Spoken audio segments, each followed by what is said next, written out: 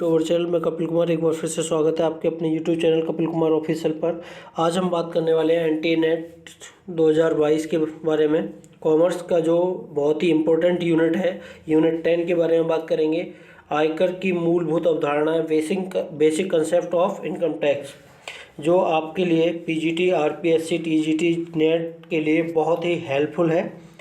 ठीक है, तो जो लोग चैनल पर नए हैं चैनल से जुड़ जाइए, और जो लोग नेट 2022 में तैयारी करना चाहते हैं नेट 2022 के लिए, वो सारी वीडियो को कंप्लीट देखें। मैं बोला था मैं बहुत जल्द इस पर सिलेबस स्टार्ट करने वाला हूं। मेरा ये यूनिट 10 के बारे में हम चर्चा करेंगे। तो जो लोग चैनल पर नए हैं चैनल से जुड़ जाइए, चैनल को सब्सक्राइब कीजिए।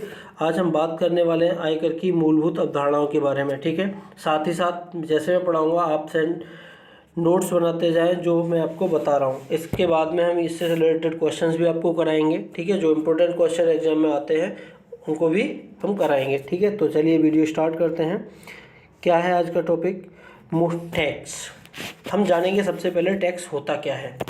तो टैक्स देखिए एक ऐसा भार है जो किसी व्यक्ति पर या कंपनी पर किसी राज्य की सरकार, स्थानीय सरकार या केंद्र सरकार द्वारा लगाया जाता है। आप समझ गए होंगे टैक्स क्या है। टैक्स ऐसा भार है जो किसी व्यक्ति पर या कंपनी पर किसके द्वारा लगाया जाएगा? किसी राज्य की सरकार हो सकती है, चाहे स्थानीय सरकार हो सकती है, या फिर वो सेंट्रल गवर्नमेंट हो सकती है। ठीक है, हमने बात करी है ओनली आपसे टैक्स की। तो बात करने वाले हैं आगे टैक्स के टाइप्स के बारे में। टैक्स दो प्रकार के होते हैं। नंबर एक होता है डायरेक्ट टैक्स। ठीक है, नंबर एक होता है आपका डायरेक्ट टैक्स। डायरेक्ट जिसे हम क्या बोलते हैं? प्रत्यक्ष। अब डायरेक्ट टैक्स क्या होता है?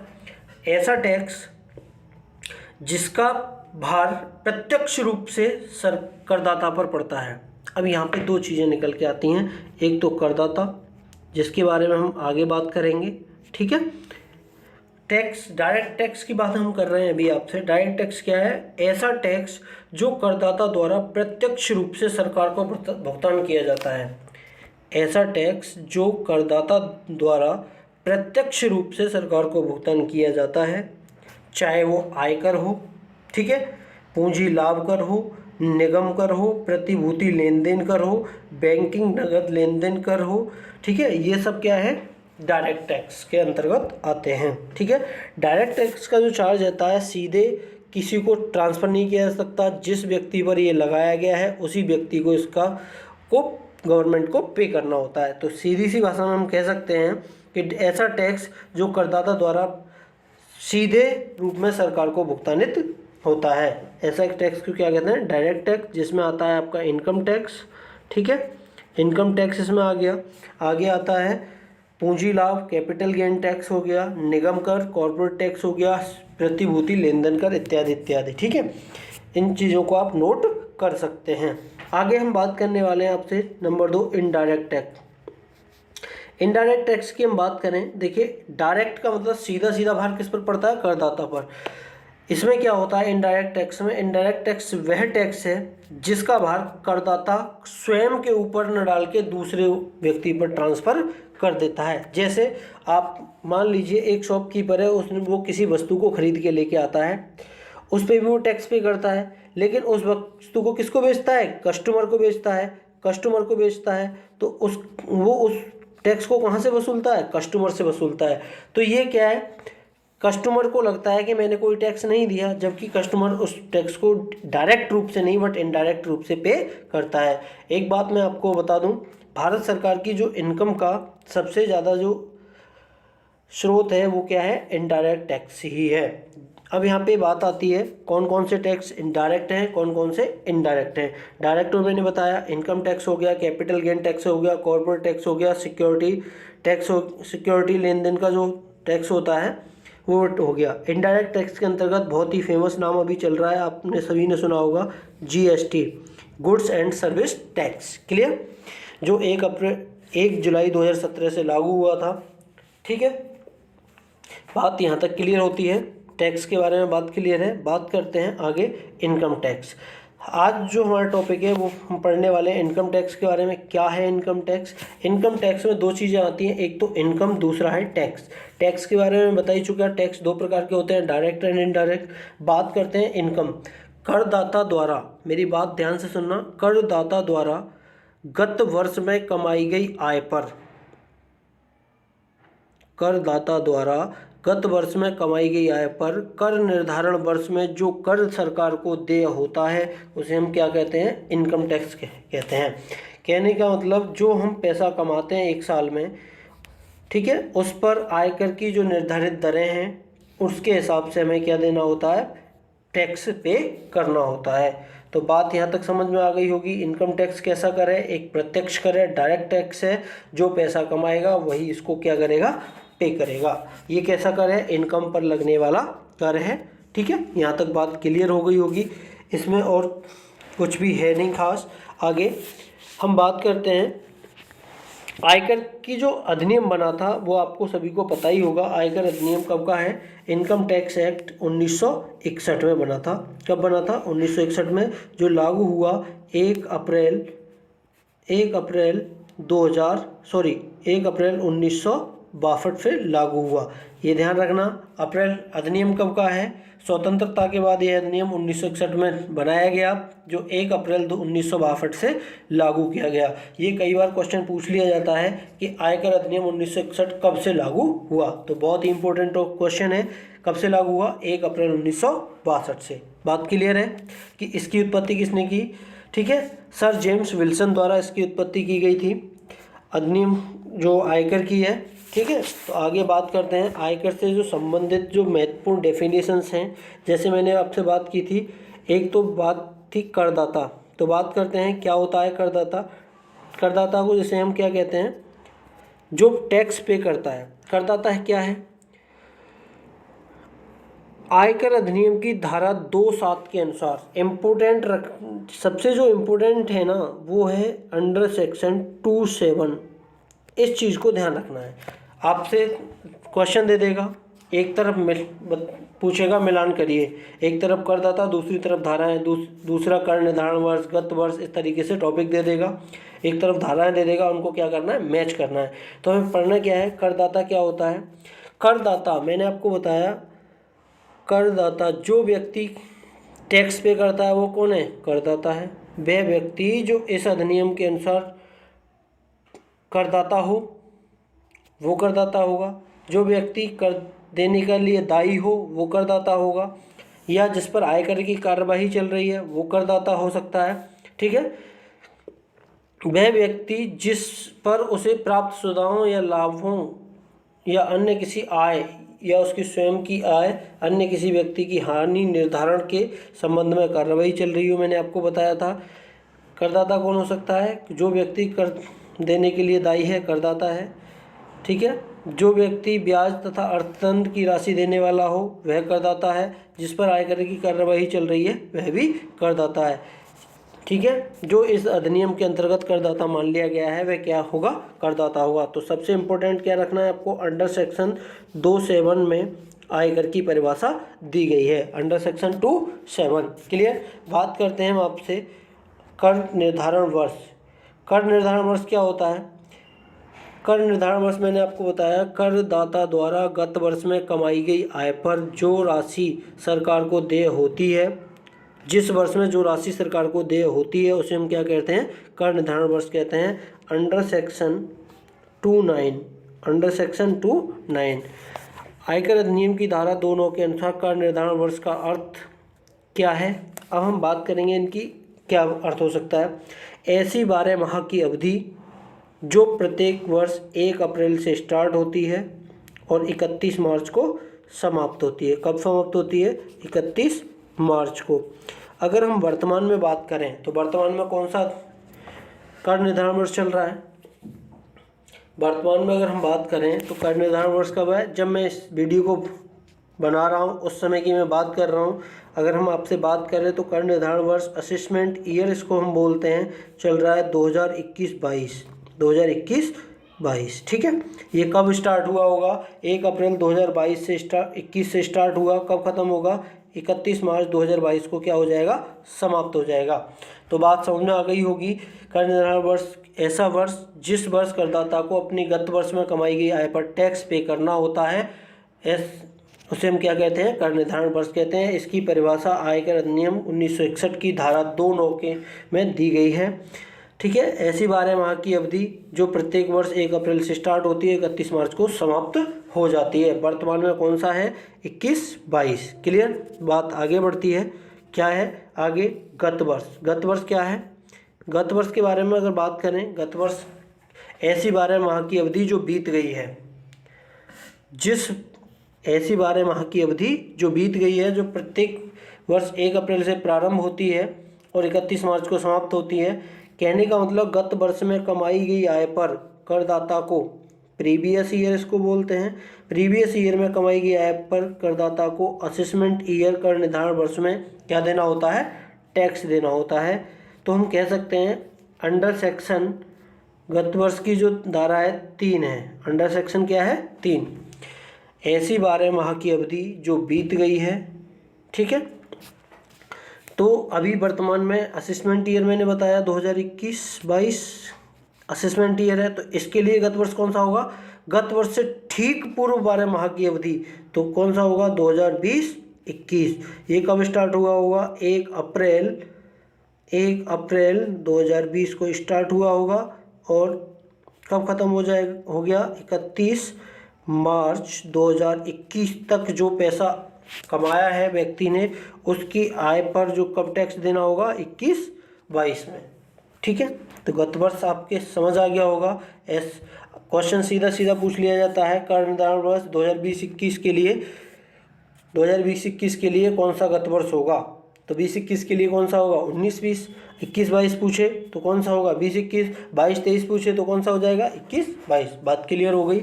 आगे बात करते हैं, अगला टॉपिक है व्यक्ति। व्यक्ति क्या होता है, इसके बारे में भी बात कर लेते हैं। व्यक्ति क्या है, आयकर अधिनियम की धारा 231, धारा की अगर बात करें, अंडर सेक्शन 231 है। ठीक है, अंडर सेक्शन 231 धाराओं को विशेष रूप से ध्यान रखें। अंडर सेक्शन 231 की हम बात करें तो व्यक्ति से क्या, व्यक्ति का जो अर्थ क्या है, व्यक्ति में निम्न शामिल होते हैं, एक व्यक्ति, एक हिंदू अविभाजित परिवार जिसे हम HUF कहते हैं। ठीक है, एक कंपनी, एक फर्म, ये सब किसकी परिभाषा में आते हैं, व्यक्ति की परिभाषा में आते हैं। ठीक है, व्यक्तियों की संस्था, बॉडी ऑफ इंडिविजुअल या समूह, चाहे सम्मिलित हो या नहीं, जैसे क्लब या सहकारी समिति, सब किसके अंतर्गत आएंगे, व्यक्ति के अंतर्गत आएंगे। एक स्थानीय सत्ता जैसे नगर पालिका हो, कंटोनमेंट बोर्ड हो, ये सब किसके अंतर्गत आएंगे, व्यक्ति के अंतर्गत आएंगे। कोई कृत्रिम व्यक्ति जिसमें निम्न शामिल नहीं है, कोई मूर्ति या देवता या खुदा या भगवान आदि, किंतु इसमें न्यायिक व्यक्तित्व वाले व्यक्ति सम्मिलित होते हैं, जैसे कॉरपोरेशन हुआ, बार काउंसिल हुआ। तो कहने का मतलब कोई भी कृत्रिम व्यक्ति जिसने विधान द्वारा निर्मित किया गया है, ठीक है, वो शामिल नहीं होंगे। कहने का मतलब कोई भी कृत्रिम व्यक्ति शामिल नहीं होगा, चाहे वो मूर्ति हो, देवता हो, खुदा या भगवान, ऐसे कोई भी व्यक्ति के अंतर्गत परिभाषा में शामिल नहीं किया जाएगा। अगर कॉरपोरेशन है, बार काउंसिल है, ऐसे न्यायिक व्यक्ति अगर हैं तो उनको व्यक्ति की परिभाषा में शामिल कर लिया जाएगा। तो जो इम्पोर्टेंट फैक्ट जो याद रखने वाली बात है वो क्या है, अंडर सेक्शन 231, अंडर सेक्शन 231, इसको विशेष रूप से ध्यान रखें। ठीक है, आगे हम बात करने वाले हैं आपसे आय। अब जो टॉपिक है हमारा इनकम, इनकम क्या होती है। देखिए, इनकम की जो परिभाषा दे रखी है ना, वो दे रखी है अंडर सेक्शन 224, किसके अंतर्गत दे रखी है, 224, ठीक है, 224। ठीक है, आय की जो परिभाषा दे रखी है वो कब दे रखी है, 224 के अंतर्गत दे रखी है। क्या क्या शामिल होता है आय में, लाभांश एवं प्राप्तियां, एक ट्रस्ट द्वारा स्वेच्छापूर्वक प्राप्त चंदे, वेतन शीर्षक में कर योग्य अनुलाभ, वेतन के स्थान पर लाभ। कहने का मतलब आय के जितने भी शीर्षक हैं, कितने शीर्षक हैं आय के, 5, income from salary, income from house and property, income from capital gain, income from business and profession, income from other sources. पांचों हेड की इनकम किसके अंतर्गत शामिल की जाएगी? आय के अंतर्गत शामिल की जाएगी। कोई कंपनी से प्राप्त लाभांश अगर है तो वो भी इनकम के अंतर्गत आएगा। ठीक है। लॉटरी, क्रॉसवर्ड पजल्स, कहने का मतलब अगर मैं आपसे कहूँ आय के अंतर्गत, आय के 5 शीर्षक हैं, उनसे जो भी इनकम है सब किसके अंतर्गत आएगी? आय के अंतर्गत आएगी। ठीक है। मुख्य व्यक्ति बीमा पॉलिसी से प्राप्त राशि भी इसी के अंतर्गत आएगी। किसी व्यक्ति या हिंदू अविभाजित परिवार द्वारा 1 अप्रैल 2006 को या इसके बाद किसी भी व्यक्ति से बिना प्रतिफल के 50,000 से अधिक की अगर प्राप्ति हुई है, कहने का मतलब बिना प्रतिफल किसी व्यक्ति या हिंदू अविभाजित परिवार द्वारा 1 अप्रैल 2006 को या इसके बाद बिना प्रतिफल के 50,000 या उससे ज़्यादा रकम प्राप्त होती है, वो भी इनकम मानी जाएगी। क्लियर। तो ये रही इनकम के बारे में हमने जाना। तो जो इम्पोर्टेंट फैक्ट याद रखना है वो हमें क्या रखना है? Under section 224। क्लियर। बात करते हैं आय के प्रकार, टाइप्स ऑफ इनकम कितने प्रकार की होती हैं? टाइप्स ऑफ इनकम आयकर अधिनियम में धारा 14 में इसका वर्णन किया गया है। सकल कुल आय नंबर 1 होती है सकल कुल आय अंडर सेक्शन 14। ठीक है। तो क्या है? एक व्यक्ति की आय निम्न शीर्षकों के अंतर्गत वर्णित की जाती है। मैंने आपको बताया था आय के कितने शीर्षक होते हैं? 5। Income from salary, income from house and property, income from business and profession, income from capital gain and income from other sources. इन पांचों हेडों की इनकम को अगर हम टोटल कर लें तो क्या कहलाएगी? Gross total income. अब बात आती है कुल आय क्या होती है। ग्रॉस टोटल इनकम में से, कहने का मतलब सकल कुल आय में से धारा 80C से लेकर 80C से लेकर 280U तक की कटौती अगर हम घटा दें तो जो इनकम निकल के आती है हमारी क्या आती है? टोटल इनकम निकल के आती है। बात यहाँ तक समझ में आ गई होगी। अब एक क्वेश्चन बन जाता है यहाँ, शुद्ध कुल आय को हमेशा कितने रुपए के विभाजकों में पूर्ण कर लिया जाता है? तो हमेशा ध्यान रखेंगे 10 रुपये में राउंड ऑफ कर लिया जाता है। कितने में? 10 रुपये के में राउंड ऑफ कर लिया जाता है। बात समझ में आ गई होगी। आगे हम बढ़ते हैं। अगला टॉपिक हमारा है, क्या है अगला टॉपिक? ये एक है कृषि आय। ये टॉपिक बात कर रहे हैं हम आपसे एग्रीकल्चर इनकम, कृषि आय के बारे में हम बात कर रहे हैं। कृषि आय क्या होती है? कृषि आय, ठीक है, बात करेंगे हम आपसे कृषि आय के बारे में। धारा 2 के अनुसार कृषि आय से आशय कृषि भूमि पर की गई क्रियाओं से उत्पन्न आय से है। क्या है धारा? ध्यान रखेंगे अंडर सेक्शन 2IA, धारा 21A,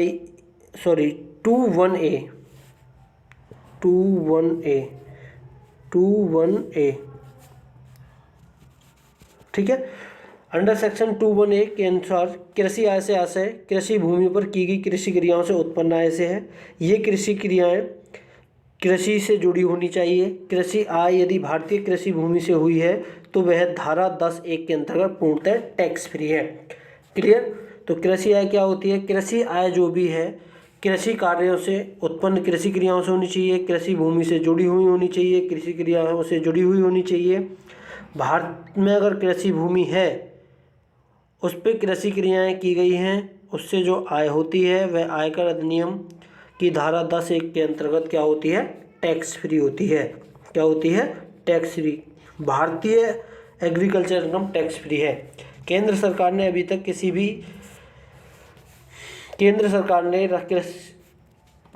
कृषि पर टैक्स नहीं लगाया है। अगर राज्य सरकार चाहे तो ऐसा कर सकती है, उसके लिए छूट दी गई है। लेकिन भारत में अभी तक किसी भी राज्य की सरकार ने कृषि पर आयकर नहीं लगाया है। तो कृषि आय के बारे में हमने जाना। कृषि आय क्या होती है? कृषि आय कृषि क्रियाओं से उत्पन्न भूमि, कृषि क्रियाओं से जो उत्पन्न आय है, यह कृषि भूमि पर की गई कृषि क्रियाओं से उत्पन्न आय, ठीक है। ये क्रियाएं कृषि कार्य से जुड़ी हुई होनी चाहिए, ठीक है। भारत आगे हम बात करते हैं। कृषि आय में 3 बातें प्रमुख हैं। कौन कौन सी? आय कृषि भूमि से उत्पन्न हो, कृषि भूमि 10,000 तक की जनसंख्या वाले गाँव में स्थित होनी चाहिए, ठीक है। कृषि भूमि कहाँ होनी चाहिए? कृषि भूमि 10,000 तक की जनसंख्या वाले गांव में स्थित हो। भूमि का कृषि कार्यों में प्रयुक्त अगर है तभी कृषि आय मानी जाएगी। कृषि आय के प्रकार क्या क्या हो सकते हैं? जैसे मान लो भूमि से प्राप्त किराया, आपकी खेत है, आपने उसको क्या किया, किराए उठा दिया, ठीक है, पट्टे पर जैसे कहते हैं, उससे जो प्राप्त इनकम होती है वो कृषि आय हो सकती है। भूमि पर कृषि कार्य करने से प्राप्त आय, आपने फसल उगाई, उससे क्या हुआ, इनकम हो, उसको मार्केट में बेचा, उससे जो इनकम हुई वो भी कृषि आय है। भूमि से प्राप्त उपज को विक्रय योग्य बनाने की क्रियाओं से होने वाली आय, कहने का मतलब जो भूमि से जो प्राप्त उपज है उसको विक्रय योग्य, कहने का मतलब बेचने योग्य बनाने से की क्रियाओं से होने वाली इनकम को भी कृषि आय माना जाएगा। कृषि कार्य के लिए प्रयुक्त मकान क्या है? अगर कोई मकान संपत्ति कृषि कार्यों में प्रयुक्त होती है वो भी क्या कृषि आय मानी जाएगी। अन्य कृषि आय क्या क्या हो सकती हैं? बहुत ही इम्पोर्टेंट फैक्ट जो है रबड़ के, देखिए जो है क्या है, कृषि कार्य के लिए प्रयुक्त पशुओं के चरने हेतु स्वयं उगी हुई घास अथवा जंगल को किराए पर देने से आए। कृषि कार्य के लिए प्रयुक्त पशुओं को चरने हेतु स्वयं उगी हुई घास अथवा जंगल को किराए पर देने से आए, ये भी कृषि आय मानी जाएगी। यदि किसी भूमि को बंधक रखकर किसी व्यक्ति ने ऋण दिया हो तो बंधक रखने वाले व्यक्ति द्वारा कृषि कार्य में प्रयुक्त भूमि का किराया, फल अथवा फूलों की खेती से आए, करदाता द्वारा उगाए गए जंगल एवं वृक्षों की लकड़ी, फल आदि की बिक्री से आए, कृषि कार्य में संलग्न फर्म द्वारा साझेदारों को दिया गया पूंजी पर ब्याज एवं पारिश्रमिक साझेदारों के लिए कृषि आय माना जाएगा, बशर्ते कि फर्म को ऐसे ब्याज अथवा पारिश्रमिक की कटौती व्यय के रूप में मिली हो। खड़ी फसल की ओलावृष्टि अथवा अन्य किसी कारण से हानि के संबंध में बीमा कंपनी से प्राप्त क्षतिपूर्ति को कृषि आय माना जाएगा। मान लीजिए कभी ओलावृष्टि या किसी भी कारण फसल नष्ट हो जाती है तो बीमा और फसल का किसान ने उसका बीमा कराया तो बीमा कंपनी से जो धन प्राप्त होता है वो क्या माना जाएगा, कृषि आय माना जाएगा। एक होती है अंशतः कृषि आय, कुछ फसलें ऐसी होती हैं जिनमें कुछ हिस्सा कृषि आय होता है, कुछ हिस्सा नॉन कृषि आय गैर कृषि आय होता है, नॉन एग्रीकल्चर इनकम, ठीक है। जैसे हम बात करें रबड़ के उत्पादन की, रबड़ के उत्पादन में हम बात करें तो आय का 65% भाग कृषि आय होता है और 35% भाग व्यापारिक आय माना जाता है। क्लियर। कॉफ़ी उत्पादन से अगर बात करें, कॉफ़ी उत्पादन दो तरीके से होता है, एक तो केवल शुद्धिकरण के लिए और दूसरा शुद्धिकरण एवं भुनकर, ठीक है। तो कॉफ़ी उत्पादन से शुद्धिकरण की अगर हम बात करें तो आय का 75% भाग कृषि आय, 25% भाग व्यापारिक आय। शुद्धिकरण एवं भुनकर अगर है तो उसका 60% कृषि आय, 40% व्यापारिक आय। चाय के उत्पादन में 60% कृषि आय, 40% व्यापारिक आय। तो बात समझ आ गई होगी। रबड़ के, एक बार फिर से रिपीट कर रहा हूँ, रबड़ के उत्पादन में 65% भाग कृषि आय होता है, 35% व्यापारिक आय। कॉफ़ी उत्पादन से कोष्टक में लिख लेंगे केवल शुद्धिकरण, तो आय का 75% भाग कृषि आय माना जाएगा, 25% व्यापारिक। कॉफ़ी उत्पादन शुद्धिकरण एवं भुनकर है तो आय का 60% भाग क्या माना जाएगा, कृषि आय माना जाएगा, 40% व्यापारिक आय माना जाएगा। चाय के उत्पादन का 60% कृषि आय होता है, 40% व्यापारिक आय होता है। बात करते हैं गैर कृषि आय, ठीक है। गैर कृषि आय क्या होती हैं? गैर कृषि आय की अगर बात कर लें हम, गैर कृषि आय निम्नलिखित आय कृषि आय जैसी प्रतीत होती हैं। कहने का मतलब ये जो आय होती हैं ना, कृषि आय जैसी लगती हैं लेकिन वास्तव में कृषि आय नहीं होती, क्योंकि इनमें भूमि का उपयोग कृषि कार्यों के लिए नहीं होता, ठीक है। आय भूमि से प्रत्यक्ष रूप से नहीं कमाई जाती। कौन, कहने का मतलब समझ आ गया होगा। गैर कृषि आय मतलब जो आय कृषि से तो लगती तो है कि कृषि से हैं लेकिन वास्तव में वो कृषि से नहीं होती, ठीक है। जैसे क्या हो सकता है, हाट बाजार के काम में आने वाली कृषि भूमि, आपकी कोई ज़मीन है उस पर कोई हाट बाजार या मार्केट लगता है तो उससे जो इनकम होती है वो कृषि आय नहीं मानी जाएगी, ठीक है। कृषि आय कौन सी मानी जाएगी? जिस पर कृषि क्रियाएं की गई हों, ठीक है। आगे क्या हो सकता है, मुर्गी पालन या पशुपालन से आय, मुर्गी पालन किया जा रहा है, पशुपालन, ये क्या है, ये व्यापार है, ठीक है। तो ये कृषि आय नहीं मानी जाएगी। भूमि पर अपने आप उगे पेड़ पौधे और जंगलों से होने वाली आय, अगर किसी भूमि पर अपने आप पेड़ पौधे उगे हैं या जंगल उगे हैं उनसे होने वाली अगर इनकम है तो वो भी कृषि आय नहीं मानी जाएगी। ठीक है, कहने का मतलब गैर कृषि आय मानी जाएगी। कृषि कार्यों में प्रयुक्त गोदाम का किराया, अगर कृषि कार्यों में कोई गोदाम प्रयुक्त हो रहा है और उसका किराया प्राप्त होता है तो वो भी कृषि आय नहीं माना जाएगा। खानों के स्वामित्व के फलस्वरूप प्राप्त रॉयल्टी, ये भी कृषि आय नहीं मानी जाएगी।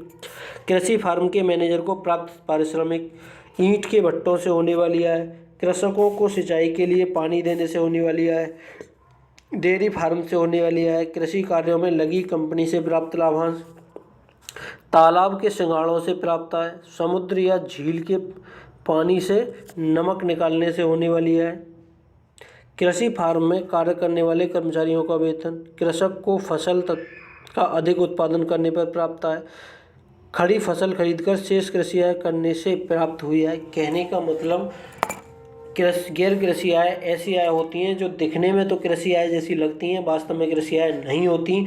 मैंने कुछ एग्जाम्पल आपको बताए, इनको आप नोट कर लीजिएगा, ठीक है।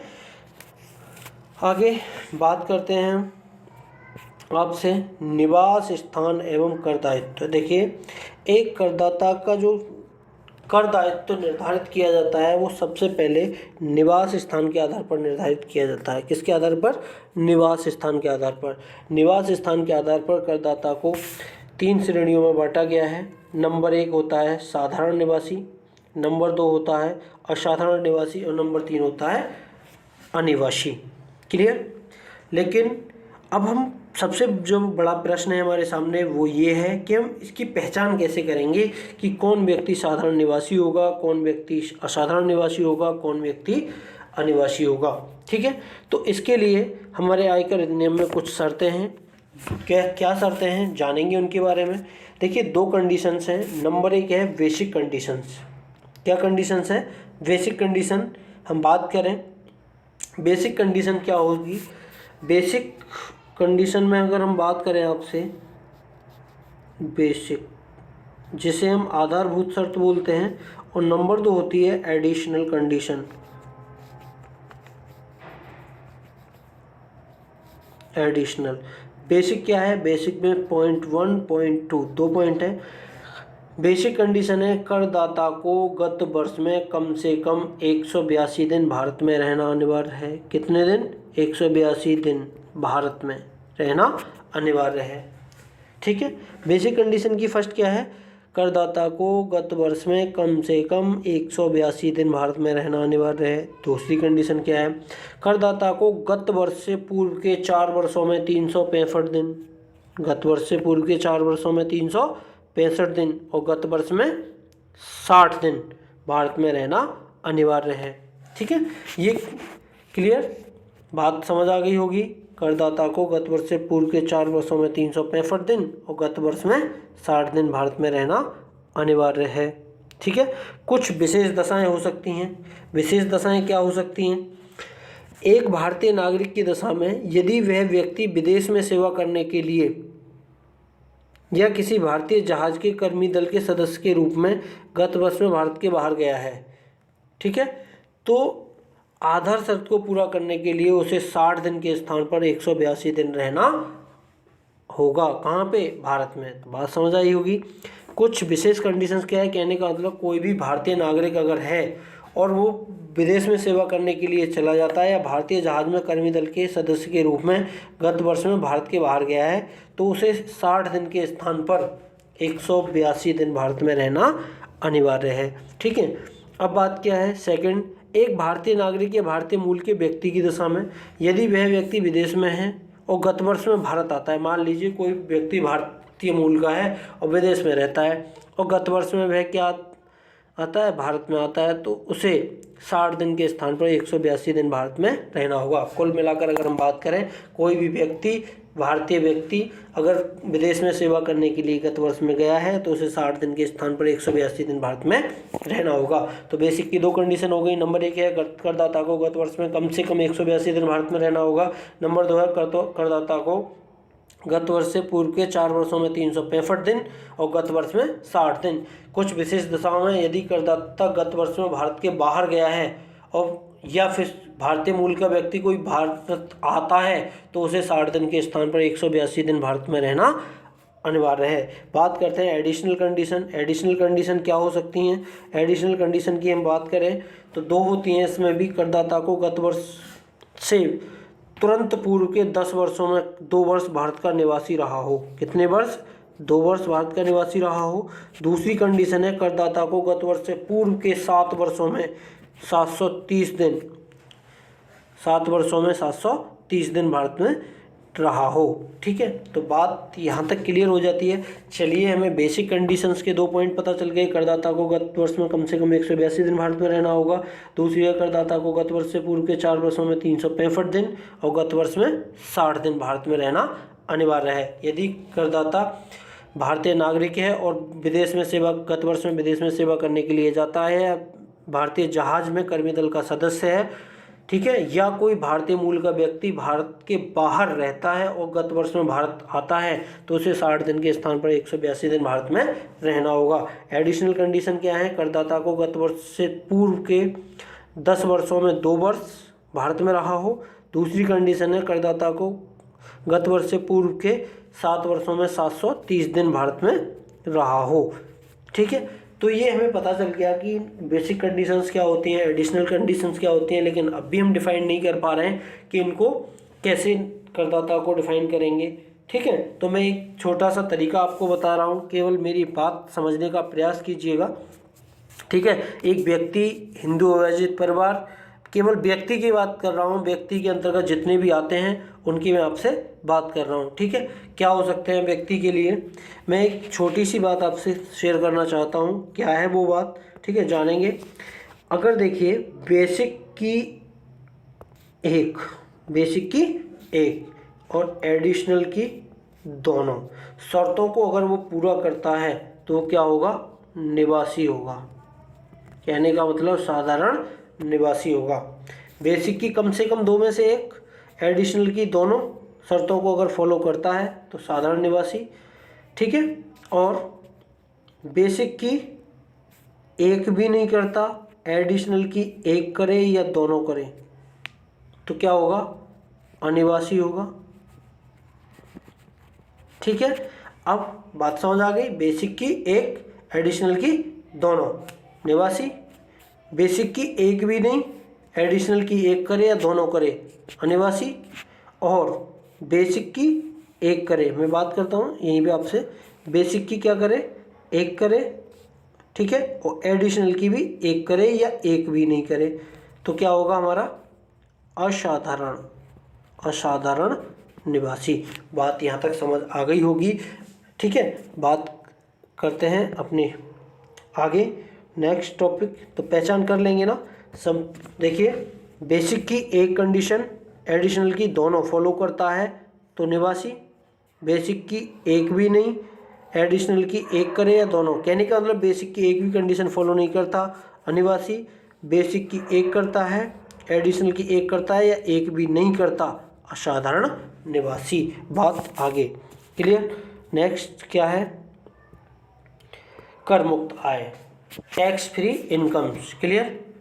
टैक्स फ्री इनकम्स क्या होती हैं इसके बारे में हम एक अलग से वीडियो बनाएंगे जिसमें टैक्स फ्री इनकम्स के बारे में हम बात करेंगे आपसे। क्या होती हैं tax free income? Tax free income एक मैं आपको बता दूं, चलिए बात कर ही लेते हैं, 2 मिनट लगेंगे। क्या होती है टैक्स फ्री इनकम? वह आय जो करदाता के लिए टैक्स फ्री होती हैं। कहने का मतलब ऐसी आय जिन पर करदाता को कर नहीं देना होता है क्या कहलाती हैं? कर मुक्त आय कहलाती हैं। क्या हो सकती हैं कर मुक्त आय? ठीक है, यह ऐसी आय जो करदाता की कुल आय की गणना में नहीं जोड़ी जाती, उनको हम क्या कहते हैं? कर मुक्त आय कहते हैं। इसकी जो परिभाषा है अंडर सेक्शन 10 के अंतर्गत परिभाषित किया गया है। क्या क्या हो सकती हैं? एक, हिंदू अविभाजित परिवार के सदस्य के रूप में प्राप्तियां। ठीक है, कृषि आय नंबर 1 है ही आपको, कृषि आय एक हिंदू अविभाजित परिवार के सदस्य के रूप में प्राप्तियां।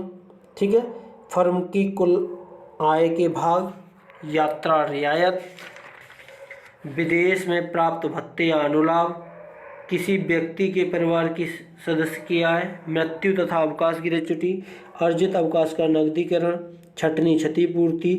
ठीक है, जीवन बीमा पॉलिसी पर प्राप्त बोनस या अन्य राशि, प्रोविडेंट फंड से भुगतान, मकान किराया भत्ता, इसके लिए बात करेंगे। ये क्या है, पार्टली टैक्स फ्री होते हैं, ठीक है, इनकी हम बात करेंगे। पारिवारिक पेंशन हुआ जैसे, तो ये बहुत सारी चीज़ें हैं, ठीक है, इनको आपको अच्छे से पढ़ लेना है, ठीक है। इसका PDF मैं अपने टेलीग्राम चैनल पर सेंड कर दूंगा, वहाँ से आप इस चीज़ को अच्छे से नोट कर सकते हैं, ठीक है। क्लियर, आज की वीडियो में इतना ही। तो लाइक कीजिए, शेयर कीजिए, आपको समझ आए तभी लाइक कीजिएगा, अदरवाइज लाइक ना करें, ठीक है। समझ आता है, लाइक करेंगे तो मुझे लगेगा कि हाँ, आप लोगों को अच्छे से मेरी बातें समझ आ रही हैं, ठीक है। तो आज की वीडियो में सिर्फ इतना ही। कर मुक्त आय को हम आगे फिर से डिटेल एनालाइज करेंगे, ठीक है। तो बने रहिए, खुश रहिए, मस्त रहिए। Thanks for watching.